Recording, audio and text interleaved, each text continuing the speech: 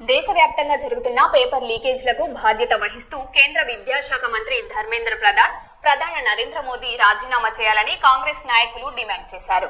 కర్నూలులో జరిగిన నిరసన కార్యక్రమంలో ఏఐసీసీ సభ్యులు, జిల్లా ఇన్ఛార్జ్ లక్ష్మీ నరసింహ యాదవ్ పాల్గొని విద్యార్థుల భవిష్యత్తుతో చెలగాటమాడుతున్న కేంద్ర ప్రభుత్వం వెంటనే బాధ్యత వహించాలని కోరారు.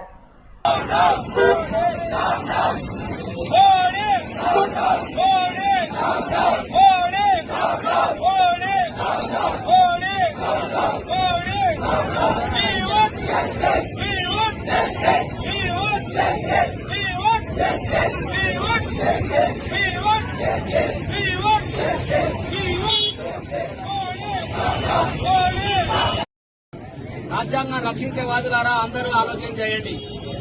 కేంద్రంలో ఉన్నటువంటి బీజేపీ ప్రభుత్వం ప్రజాస్వామ్యాన్ని కూని చేస్తుంది. ఈ దేశంలో ఉన్న విద్యా వ్యవస్థను పూర్తిగా నాశనం చేసింది. అదేవిధంగా 12 సంవత్సరాల్లో ఇప్పటికీ 48 సార్లు ఈరోజు పేపర్ లీకేజ్ జరగడం జరిగింది. కనీసం నిరుద్యోగులకు ఉద్యోగాలు లేవు. కనీసం చదువుకున్న వాళ్లకు మెడికల్ సీట్లు వస్తాయని చెప్పి తల్లిదండ్రులు కోట్ల రూపాయలు, లక్షల రూపాయలు వాళ్ళు కోచింగ్లకు పంపించి ఖర్చు పెట్టి చదివిస్తుంటే ఈ రోజు కేంద్రంలో బీజేపీ ప్రభుత్వం నీట్ ఎగ్జామ్ పరీక్షలను లీక్ చేస్తూ తను అనుకున్న వాళ్లకు పరీక్ష పేపర్లు లీక్ చేసి వాళ్ళు అనుకున్న